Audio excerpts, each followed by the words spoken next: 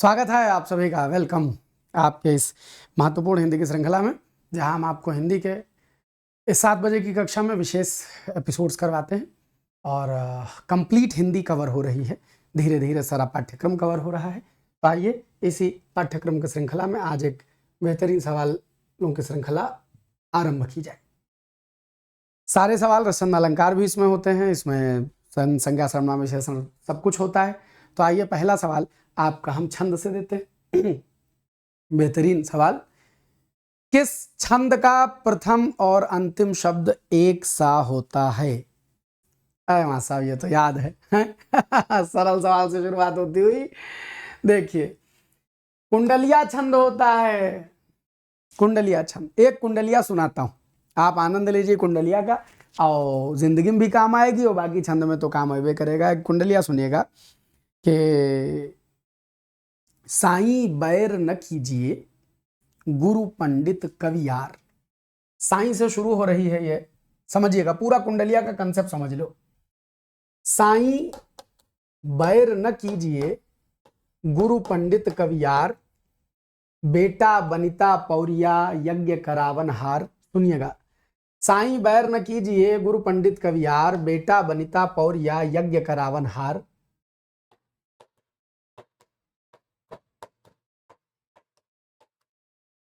यज्ञ करावन हार, राजमंत्री जो होई, विप्र पड़ोसी वैद्य आपको तपय रसोई, और कह गिरधर कविराय जुगन सो यह चली आई, इन 13 को तरह दिए बनियावे साईं। अभी मतलब भी समझाता हूं, इतना बड़ा कौन लिखे तो इसलिए मेन बातें लिख दी। तो सबसे पहले तो कुंडलिया की खासियत है, मैं इसका अर्थ बताऊंगा, बहुत मजेदार अर्थ है। कुंडलिया खासियत है कि जिस शब्द से इसको शुरू करते हैं उसी शब्द पर ला करके खत्म करते हैं। और ये 2 लाइन दोहा होती है और ये 4 लाइन होता है रोला। 2 लाइन क्या है? दोहा है, और 4 लाइन क्या है? रोला है। तो दोहा प्लस रोला, रोला प्लस दोहा, ये जोड़ा याद रखिएगा। 2 लाइन दोहा है और आखिरी 4 लाइन क्या है? रोला है। अब अगर हम इसको यूं समझना चाहें तो दोहा और रोला मिलाकर के कुंडलिया बनता है, और जो दोहे का आखिरी चरण है वो रोले का पहला हिस्सा बन जाता है। तो आप देखिए, ये कुछ ऐसे नहीं हो रहा है कि जैसे कोई सांप बैठा हो हैं, और सांप का ये मुंह है, और सांप ने ऐसे एक कुंडली मारी और अपनी पूंछ और मुंह एक जगह पहुंचा दिया। तो कुंडली मारना मैंने बीच में एक सर्किल लगा देना, और ये मुंह और पूंछ एक जगह पहुंच गया, तो मुंह और पूंछ एक जगह पहुंच गया और ये हिस्सा शुरुआती हिस्सा बन गया। तो ऐसा लग रहा है जैसे सांप ने कुंडली मार ली है। तो चूंकि सांप की कुंडली की तरह इस छंद की रचना होती है, इसीलिए इस छंद को कुंडलिया छंद कहते हैं। तो साईं बैर न कीजिए गुरु पंडित कवियार, साईं माने हे मित्र, हे साईं मतलब साईं स्वामी का तद्भव के रूप में है।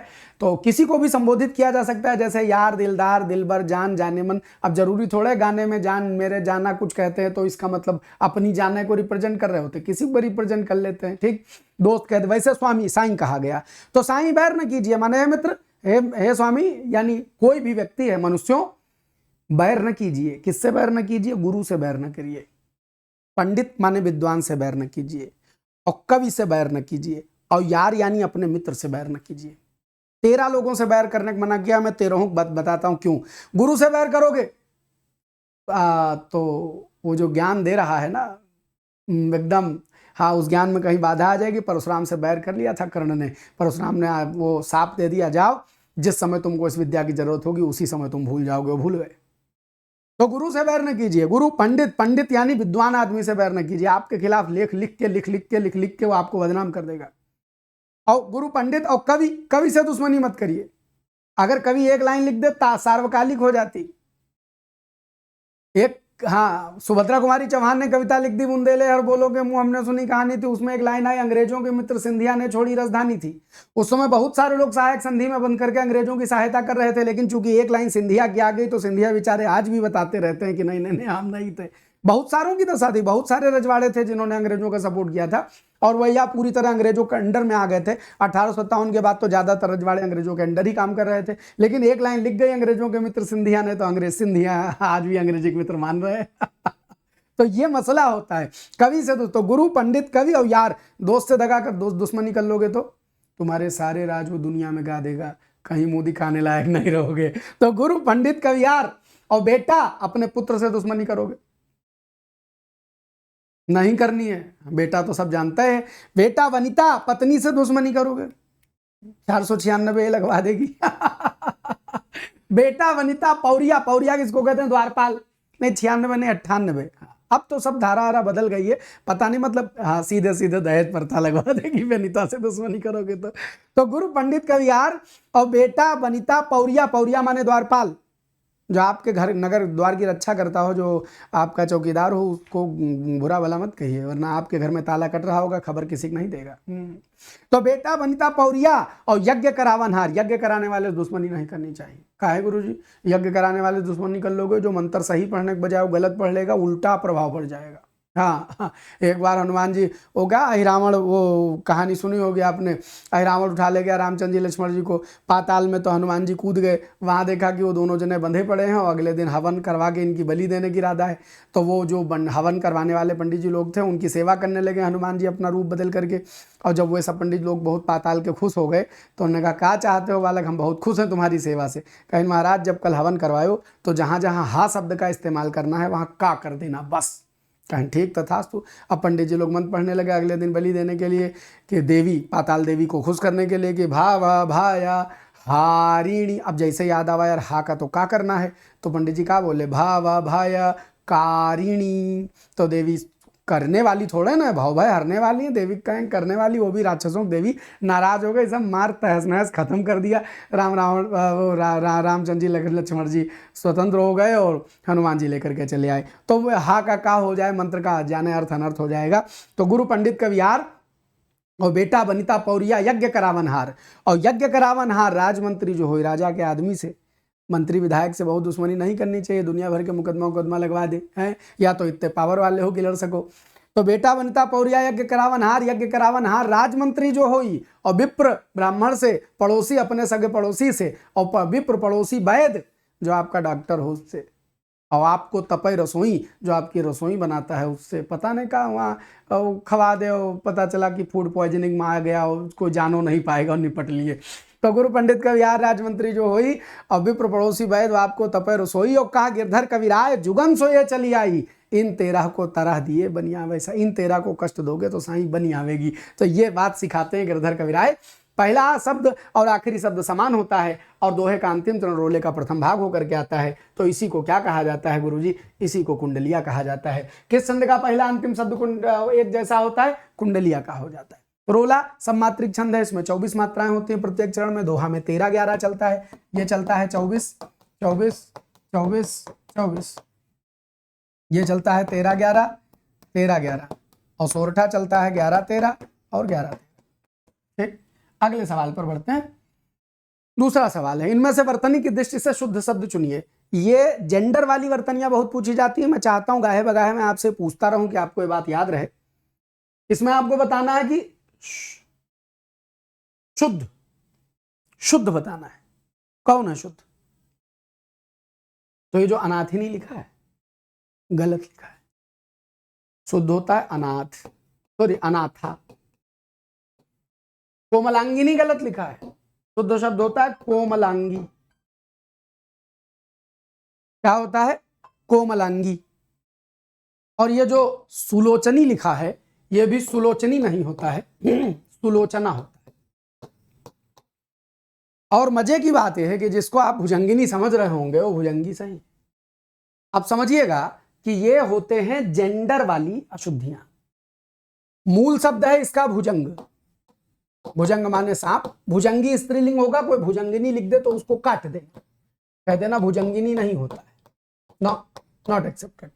सुलोचनी बना, सुलोचनी गलत शब्द है। सुलोचन माने होता है सुंदर आंखों वाला, सुलोचना माने सुंदर आंखों वाली स्त्री। कोमलांग माने होता है कोमल अंग वाला पुरुष, स्त्री होगा कोमलांगी ना कि कोमलांगिनी, गलत लिखा है। अनाथ होता है मूल शब्द पुरुष में और अनाथा हो जाता है स्त्रीलिंग में, तो इसको याद रख लीजिएगा। Is it clear? दूसरे के बाद तीसरे सवाल पर पहुंचते हैं। श्री गुरुचरण पढ़ देंगे तो मजा नहीं चला जाएगा। बताओ इसमें छंद कौन सा है? याद हो गया ना सब, अब तो फार्मूला याद है, धुन बना लेते हैं। श्री गुरु चरण सरोज रज निज मन मुकुर सुधारी, बरनउँ रघुबर बिमल जस जो दायक फल चारि। रे तुलसी जो दायक फल चारि। तगड़ी वाली चीख। तो जब आप ये कहते हैं तो ये भैया क्या बनता है? इसको कहा जाता है दोहा। अगर ये वाला धुन बन गई तो ये दोहा ही है। गिन लेना, इतने में 13, इतने में 11, फिर इसमें होंगी 13, फिर इसमें होंगी 11, तो ये 13 11 13 11 13 11 चल रहा है। तो श्री गुरु चरण सरोज रज निज मन मुकुर सुधारी, बरनउँ रघुबर बिमल जस जो दायक फल चारि। दोहा हो जाएगा अगले पर। अब दोहा याद है ना? उस दिन ताजा ताजा एक ठो बना के दिखाया था। हाँ, किस क्षेत्र की बोली को कशिका कहा जाता है? कशिका कशिका कशिका। तो भैया इसको याद करने का बहुत सिंपल तरीका है। कशिका को बोला करो काशी का, माने काशी की जो भाषा है उसी को कशिका कहते हैं। काशी की लैंग्वेज को, जो काशी की बोली है, क्षेत्र क्षेत्र में बोली होती है। अपना कहते हैं कोस कोस पर बदले पानी, 3 कोस पर बानी। तो हर एरिया में बोलियों का एक पैटर्न है। उस पैटर्न में जो बनारस काशी क्षेत्र की बोली है उसको कशिका बोलते हैं। 4 के बाद 5। इनमें से वर्तनी की दृष्टि से शुद्ध शब्द चुनिए। वर्तनी की दृष्टि से शुद्ध शब्द चुनिए। तो अगर हम वर्तनी की दृष्टि से शुद्ध शब्द की बात करेंगे तो ये हो जाएगा विरहिणी, विरहणी, विरहनी, विरहणी। तो याद करने का तरीका कि जब हिंदी में इसको बोलेंगे तो क्या बोलेंगे? बिरहिन बोला जाता है। तो बिरहिन, बिरहन बोलने में तो वो जैसे गोप, वो क्या हिंदी में बड़े, ये बॉलीवुड वालों ने बड़ा लोचा कर दिया है। ये शुद्ध बोलने के चक्कर में बोलेंगे जोगन, बोलेंगे धोबन है। तो ये जोबन धोबन जो गलत है। पड़ोसन, ये गलत है। ये सब में छोटी की मात्रा होती है, स्त्रीवाची है ना।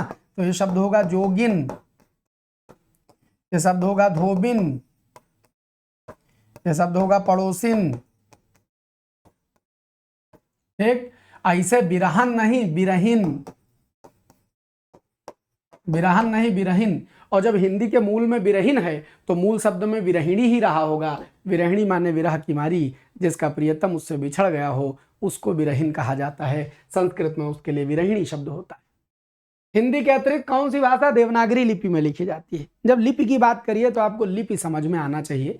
लिपि का एक बेसिक मतलब होता है, कभी गलत नहीं होगा अगर आप ये याद कर लेंगे जो हम कहने जा रहे हैं। लिपि का मतलब होता है लिखने का तरीका, लिखने का तरीका, लिखने का तरीका। तो जैसे हमने कहा आ, तो ये जो लिखने का तरीका है ये देवनागरी का तरीका है। हम बोले आ और ऐसे लिखा है, एक सिंबल बना दें, तो ये जो लिखने का तरीका है ये तरीका रोमन तरीका है। और अगर हम कह दें आ, ये अलिफ हमने उर्दू में लिख दिया। उर्दू हमेशा फारसी लिपि में लिखी जाती है। तो जब हम अलिफ बोलते हैं तो वस्तुतः साउंड आ ही है, लेकिन ये लिखने का ढंग अलग है। आ बोलते हैं तो रोमन में इस तरह से, आ बोलते हैं तो देवनागरी में इस तरह से। यानी हमारे मुंह से निकली आवाज़ को अलग अलग ढंग से लिखने के जो तरीके होते हैं इन्हीं को लिपियाँ कहा जाता है। हिंदी देवनागरी लिपि में लिखी जाती है, आ ई उ। तो देवनागरी वाले जो सिंबल हैं उनमें इनमें से कौन सी भाषा लिखी जाती है? सिंधी, पंजाबी, बांग्ला? नहीं, बांग्ला, पंजाबी, सिंधी सबकी अपनी अपनी लिपि है। नेपाली जो है वो देवनागरी लिपि में लिखी जाती है। यही छोटा बड़ा वाली लैंग्वेज होती है। रामरो छा, तुरंत पाइने छा हैं, ये वाले जो शब्द हैं वो नेपाली में चलते हैं। भाषा अलग होती है, लिपि माने लिखने का तरीका। तो नेपाली में लिखी जाती है, देवनागरी में नेपाली लिखी जाती है। गुरुजी छंद, अब तो ये वाला छंद मास्टर हो गए हैं। 2 छंद तो आप मास्टर हो गए, दोहा और ये वाला। ये वाला कौन सा है? दश कंठरे सठ थाड़ी दे हठ बार बार न बोलिए, अब आजु राज समाज में बल साजु चेतन डोलिए। हरि गीतिका हरि गीतिका हरि गीतिका हरि गीतिका, श्री रामचंद्र कृपालु भज मन हरण भव भय दारुणम, नव कंज लोचन कंज मुख कर कंज पद कंजारुणम। बुद्धिम बात गई। इतनी बड़ी लाइन लिखी हो, तुरंत सेट करके देखो। अगर ये हरिगीतिका वाली धुन सेट हो जावे, लगाओ हरिगीतिका, कुछ देखना ही नहीं है, फिर देखना ही नहीं है। अगला सवाल, खड़ी बोली का दूसरा नाम क्या है? मगही, कौरवी, हिंदुस्तानी, बघेली। तो अगर हम खड़ी बोली के दूसरे नाम पर जाते हैं तो सुनिए, मगही मागधी का बिगड़ा हुआ नाम है, मागधी से निकली हुई है, ये बिल्कुल नहीं है। खड़ी बोली जो है वो पश्चिमी हिंदी से उद्भूत होती है। इससे पश्चिमी हिंदी से उद्भूत होती है। और बचा क्या? कौरवी। पश्चिमी हिंदी से जो बोली निकली वो खड़ी बोली। ये खड़ी बोली को कौरवी भी कहा जाता है।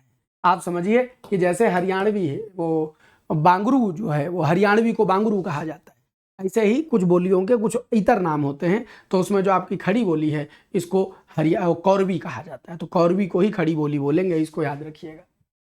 ये सब सीसाइड विसाइड में भी खूब सवाल आते हैं। इनमें से कौन सा विधि का अनेकार्थी नहीं?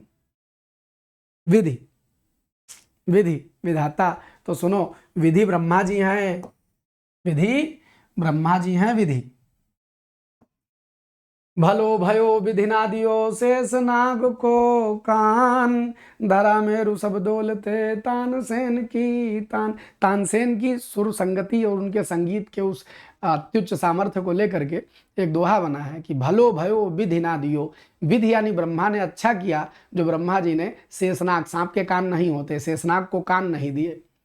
क्योंकि जब तानसेन गाते हैं तो सब डोलने लगते हैं। धारा माने धरती, मेरु माने पर्वत, धरा मेरु सब डोलते सास ने शेषनाग का तानसेन की तान। जब तानसेन तान लगाते तो जिस पर्वत पर, ये मेरु पर्वत जो है जिस पर धरती टिकी, हमको लगता है ये सब डोलने लगते, क्योंकि शेषनाग भी डोलने लगते, सभी डोलने लगते तानसेन की उस धुन में डूब करके। का अतिशयोक्ति में कहा गया, लेकिन बात वाजिब कही गई है। तो भलो भयो विधि ना दियो, विधि माने ब्रह्मा जी। तो ब्रह्मा जी विधि हैं, और विधि के अनुसार, भारत के विधि के समक्ष, विधि माने कानून, और विधि माने किसी काम को करने का तरीका। विधि का भाव से दूर दराज तक कोई संबंध नहीं। तो क्या नहीं है? विधि का अनेकार्थी भाव नहीं। इनमें से कौन सा शब्द अन्य तीन से भिन्न है? जबर सवाल बनाया गया है। अन्य तीन से भिन्न है। अब आपको जानना पड़ेगा, यहां लिखा नहीं अनेकार्थी प्राकृतिक कुछ नहीं, खुद अपनी बुद्धि लगाओ। अन्य तीन से भिन्न है तो सुनो, शराब, शहद और मधु, ये तीनों चीजें मधु हैं। दूध अलग है। अनेकार्थी के सवाल को दूसरे ढंग से पूछ लिया गया, रीजनिंग बनाते हुए। मधु माने शहद, मधु माने शराब, ये तीनों एक जैसे हैं। और जो अलग है वो कौन है? वो है दूध, क्योंकि दूध का मधु नामक शब्द से कोई संबंध नहीं है। ये तीनों अनेकार्थी संदर्भ में आते हैं, बाकी दूध इनसे अलग है। उर्वशी किसकी रचना है? विद्ध हो जाता सहज बंकिम नयन के बाण से, जीत लेती रूप सी नारी उसे मुस्कान से। हाँ, ये उर्वशी किसकी रचना है? इस कविता की कुछ पंक्तियां सुनाने का मन कर रहा है।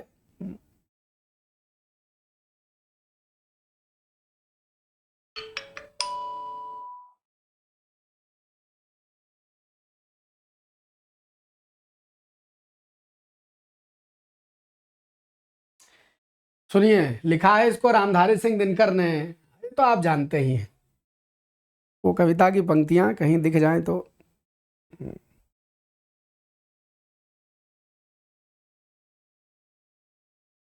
अभी जहन में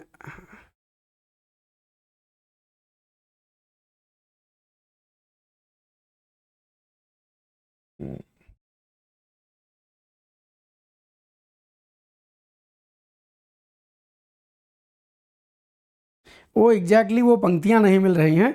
विद्ध हो जाता सहज बंकिम नयन के बाण से, जीत लेती रूपसी नारी उसे मुस्कान से। दिनकर जी की कविता उर्वशी इन्होंने लिखी है। अच्छा, उर्वशी के पीछे एक बड़ी जबरदस्त कहानी है। रामधारी सिंह दिनकर ओज के कवि हैं। ये जो लिखते हैं सरस्मृति जिन्होंने लिखी है, जिनकी पंक्तियां लोगों की जबान पर याद है। तो इनसे किसी ने कहा कि आप खाली ओज लिख पाते हैं, श्रृंगार लिख के दिखाइए। तो जाने कहे न, अच्छा ईगो भी ले लिया। दिनकर जी ने फिर ऐसा श्रृंगार रचा, ऐसा श्रृंगार रचा कि हा एक एक पंक्ति पढ़ने योग्य, एक एक पंक्ति। लेकिन पढ़ा वैसे है, पढ़ते वो उसको अंगारे में है, लेकिन है वो श्रृंगार रस। तो उर्वशी रामधारी सिंह दिनकर की रचना है। अगले सवाल, एक आंख ना भाना, वो मुझे एक आंख नहीं भाता है। तो एक आंख ना भाना के लिए क्या होगा? बिल्कुल अच्छा ना लगे।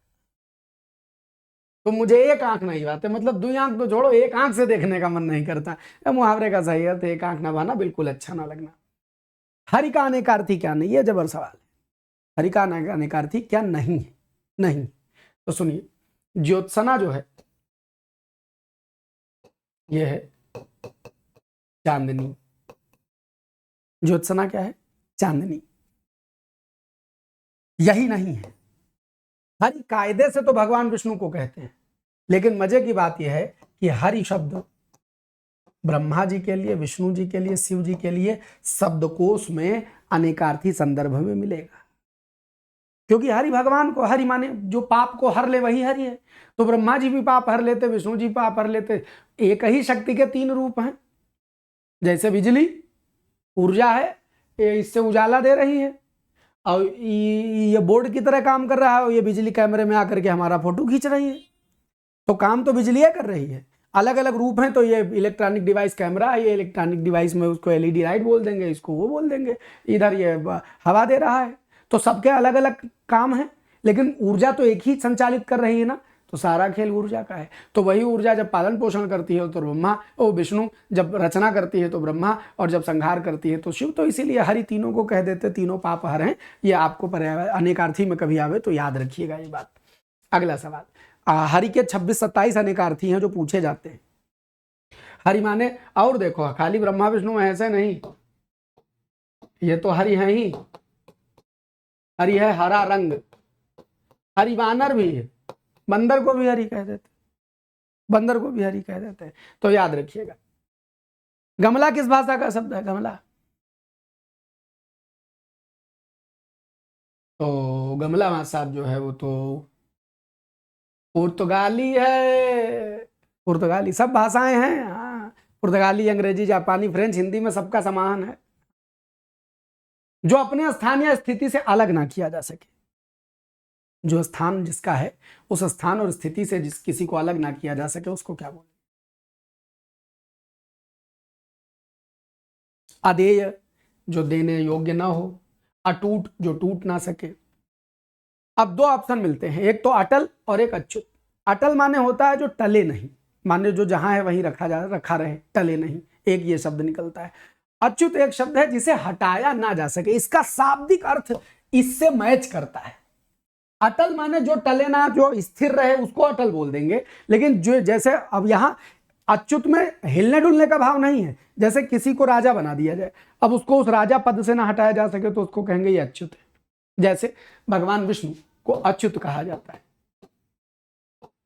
यानी उनका जो पद है उसको हटाया नहीं जा सकता। देवों में श्रेष्ठतम नाम उनका है, तो भगवान विष्णु को अच्युत कहा जाता है। तभी तो आप गान गाते हैं, अच्युतम केशवम। भगवान विष्णु को अच्युत कहा जाता है। और भगवान विष्णु को कह लीजिए तो भगवान कृष्ण को भी कह सकते हैं। अब ये च्युत माने होता है, अब यहाँ एक एक व्याख्या करने के मन में तमाम सारे समास आपको याद हो जाएंगे, इसलिए बता देता हूं। देखो, च्युत माने होता है हटाना, हमने घेरा मार दिया, हम कह रहे हैं अच्युत, और जिसे हटाया ना जा सके ये तो भगवान विष्णु हो गए। और अगर समास में जाएगा तो ये बहुव्रीहि समास हो जाएगा, क्योंकि जब दो मिलकर के कोई एक नया अर्थ दे तो उसको क्या बोलते हैं? बहुव्रीहि समास बोलते हैं। अच्छा, अगर हम कहें पदच्युत, अगर हम कहें धर्मच्युत, अगर हम कहें जातिच्युत, तो इन सब का मतलब पद से हटाना, धर्म से हटाना, जाति से हटाना। तो इनमें से हटाना, अलगाव आ गया, तो इन सब में तत्पुरुष होगा। और तत्पुरुष में कौन सा तत्पुरुष होगा? अपादान तत्पुरुष समास होगा। इसको याद रख लें।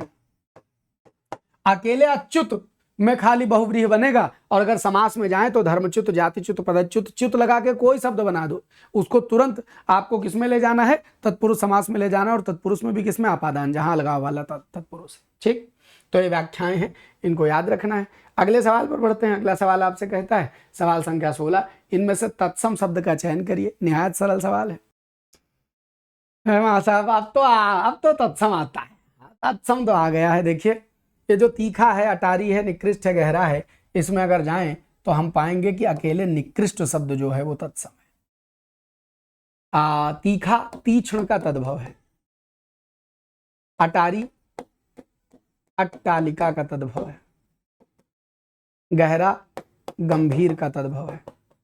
तत्समो याद कर लो। हाँ, निकृष्ट, हाँ निकृष्ट माने नीच टाइप आदमी, खराब हो उसको बोल देते हैं। इत्येवम, यह भी जल्दी ही एक दिन पूछा था। बताओ, आय नहीं रहेगा, यही रहेगा। इत्येवम शब्द का अगर संधि विच्छेद करना हो तो क्या होगा? संधि कौन सी? बच्चा, इसमें संधि है जवरम, संधिक नाम है यण। या आधे अक्षर के बाद या वारा कभी लिखा दिखाई पड़े तो यण संधि समझ लेना। अब यण बनी कैसे देखो, जिस अक्षर पर ई की मात्रा लगी है, संधि ना पढ़े हो तो इसी चैनल पर संधि पड़ी हुई है, पढ़ लेना। हाँ, तो जिस अक्षर पर ई की मात्रा लगी है उस अक्षर को करेंगे आधा, ई और भिन्न स्वर मिलके बनाएगा या, और उस पे लगा देंगे ए की मात्रा, और ये शब्द हो जाएगा इत्येवम, यण संधि। इत्येवम में कौन सी संधि? यण संधि।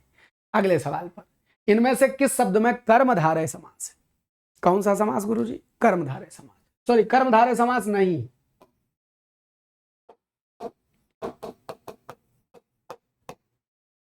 देखिए समझने वाला सवाल है। ये जो नरोत्तम शब्द है, इसमें अधिकरण तत्पुरुष है, साथ ही कर्मधारय समास है, दोनों। अभी मैं दोनों व्याख्या करूंगा, ध्यान से समझना। पीतांबर में बहुव्रीहि है और कर्मधारय भी है। कृताकृत में सिर्फ कर्मधारय है, द्वंद्व कतई नहीं है, कतई नहीं। किया बेकिया अर्थ निकलता है, वासुदेव नंदन में साफ साफ लिखा है ओनली कर्मधारय। और विद्याभ्यास, यह है विद्या का अभ्यास, यह सिर्फ और सिर्फ तत्पुरुष समास है, ओनली तत्पुरुष समास।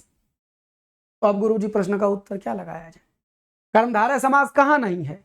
इन तीन में कर्मधारय की संभावना है, चौथे में कर्मधारय की कोई संभावना नहीं है, तो बस डी लगा देना, डी लगा देना।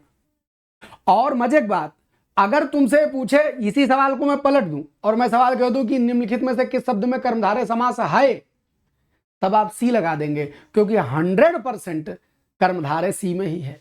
इनमें संभावना है, इनमें संभावना है, लेकिन यहां 100% कर्मधारय है और यहां 100% कर्मधारय नहीं। तो जो लिखा हुआ है नहीं के साथ, तब तो डी लगा देंगे। बात हमारी समझ रहे हैं? ये दोनों कैसे है? ये दोनों कैसे है? पीतांबर माने पीला कपड़ा होता है, और पीतांबर भगवान कृष्ण को कहते हैं। जब भगवान कृष्ण को कहते हैं तब ये बहुव्रीहि हो जाता है, और जब पीला कपड़ा मानते हैं तो कर्मधारय हो जाता है। नरोत्तम का अगर नरों में उत्तम, मनुष्यों में उत्तम, ये भाव ले तो अधिकरण है, और अगर हम अच्छा आदमी ले तब ये कर्मधारय है। तो याद रखना, सवाल हमेशा 100% को चूज करता है, जिनमें संभावना है वो हमारे उत्तर नहीं हो सकते। तो अगर कहा जाए कि इसमें कर्मधारय 100% नहीं है तो डी में नहीं है, और पूछा जाए कि इसमें कर्मधारय 100% है तो सी में। दोनों उत्तर दिए जा सकते हैं, दोनों सवाल ऊपर बदल दिए जाएं तो दोनों उत्तर वाजिब हो जाएंगे। अगर नहीं का सवाल आवे तो डी, और है का सवाल आवे तो सी, क्योंकि बाकी में डबल डबल की संभावना है। क्या ये बात समझ गए? समझ गए? कोई डाउट नहीं रखना है। आप ये कहें गुरुजी दोनों आ जाएं तो दोनों नहीं आता है, फिर सवाल में कोई एक ऐसा ऑप्शन होता है जो अपने आप को 100% सही या गलत साबित कर ले। तो इसलिए दोनों की दुविधा मत रखिए, लेकिन जानिए कि पीतांबर दोनों में जा सकता है, नरोत्तम दोनों में जा सकता है, ये जानने के लिए सवाल हमने बनाया है। ठीक, आइए अगले सवाल पर बढ़ते हैं। सवाल संख्या 19। लड़का जल्दी से लपक कर पहुंचा, इस वाक्य में जल्दी से पद का कौन सा पद भेद है? सोचिए, पकड़िए, बताइए। तो लड़का जल्दी से लपक कर, तो जल्दी से करने का तरीका कैसे पहुंचा गुरुजी? जल्दी से पहुंचा, एक ठोर लगा दिए, लपक कर पहुंचा। तो क्रिया की विशेषता बताई जा रही है तो इसको क्रिया विशेषण कहेंगे। जब क्रिया की विशेषता बताई जाए तो इसको क्रिया विशेषण कह देते हैं। ठीक, चलो, और ये आज की मुलाकात का आखिरी सवाल। और क्या, बस ये छोटी छोटी मुलाकातें यदि आप करते रहेंगे तो हिंदी का अभ्यास मजबूत होता रहेगा। कृष्ण का पर्यायवाची शब्द चुनिए। कृष्ण का पर्यायवाची शब्द इसमें से बताइए। राधे नहीं गुरुजी, राधे तो राधा जी के राधे तो राधा के पुत्र। तो राधा के पुत्र कौन है? कर्ण है। अब आप कहेंगे राधा के बेटे को, तो राधा कृष्ण है, राधा राधा थोड़ा ना है। कृष्ण का पालन पोषण करने वाली माता राधा है, उनको जन्म देने वाली तो माता कुंती थी, लेकिन पालन पोषण राधा ने किया, इसलिए राधा के पुत्र राधे कहलाते हैं। पार्थ प्रथा के पुत्र अर्थात अर्जुन। प्रथा कौन है? मां साहब प्रथा कुंती माता को कहते हैं। प्रथा जो है वो कुंती। मधुसूदन, मधु नामक राक्षस को मारने वाले मधुसूदन अपने कृष्ण कन्हैया, कृष्ण कन्हैया। तो याद रखिए। अच्छा, कृष्ण जी के नाम से एक व्याख्या करने का मन कर गया। कृष्ण भगवान की एक पर्यायवाची कहलाई जाती है दामोदर। दामोदर में संधि करोगे तो दाम और इसमें जोड़ दो उदर, दाम और उदर। दाम माने होती है रस्सी और उदर माने होता है दाम धन उदर, रस्सी पेट, पेट रस्सी। तो आप समझिएगा, जिनके पेट में रस्सी बांधी माता जसोदा ने, वे भगवान श्री कृष्ण दामोदर कहलाते हैं। इसीलिए श्री कृष्ण का पर्यायवाची दामोदर है। याद रहेगा ये, दामोदर। तो दाम रस्सी याद रखिएगा, पर्यायवाची में आ जाए रस्सी तो दाम रस्सी याद रख लेना, और उदर माने पेट होता है, याद रख लेना। ठीक, तो कृष्ण कन्हैया के नाम पर आज के एपिसोड को करेंगे यहीं खत्म।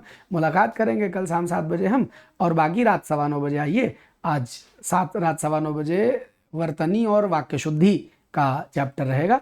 आनंददायी प्रश्न रहेंगे। आप सबका स्वागत रहेगा। खूब खुश रहें, मस्त रहें, बिंदास रहें। इसी शुभकामना के साथ आज के एपिसोड में इतना ही। Bye bye.